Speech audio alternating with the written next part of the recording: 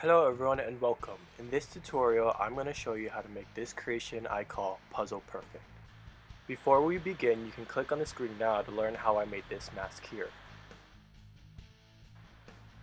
For this look, you're going to need some application brushes, any type of setting powder, some paint sets. I'm using my Snazaroo watercolor, liquid latex, toilet paper, your homemade blood, which I taught you how to make in a previous tutorial, and your mask.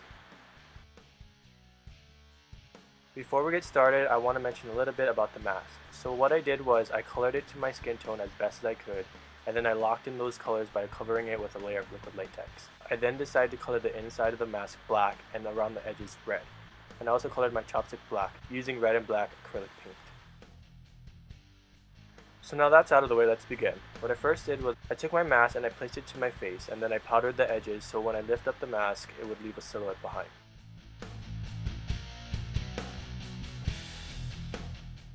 I then wanted to add some texture so it didn't seem so flat. To do this, I took tissue and liquid latex and I placed it all over my bottom jaw.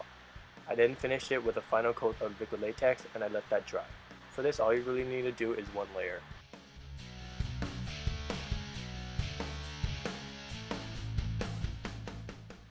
Once it's dried, all I did was powdered it.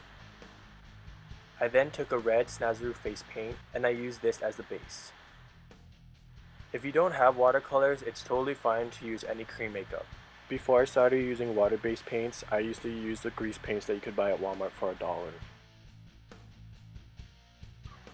Okay, I didn't film this part because originally I wasn't going to do anything to the rest of my face, but last minute I decided I wanted it to be a little more creepy, so I covered my face in white, and then I went around my eyes with some black just to try and darken them up a bit. And after that I set my entire face with some powder. But you don't have to, it's optional. Now all I'm going to do is take some black Snazaroo face paint and I'm going to outline the entire red.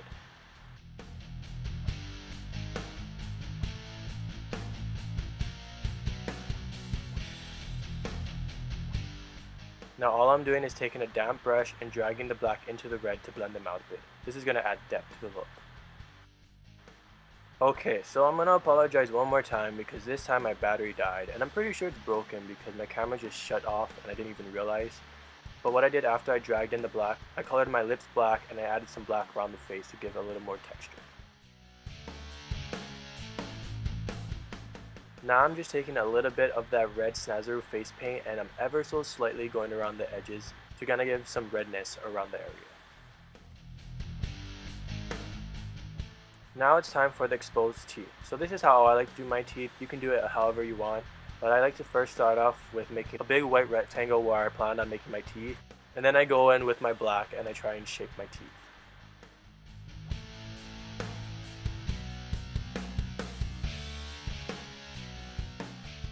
I didn't really like how clean the teeth looked, so I just went in with a little bit of yellow and I dirtied it up a bit.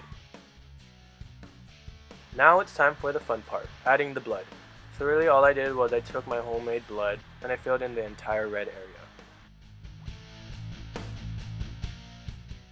I then took some on a brush to splatter around the area as well.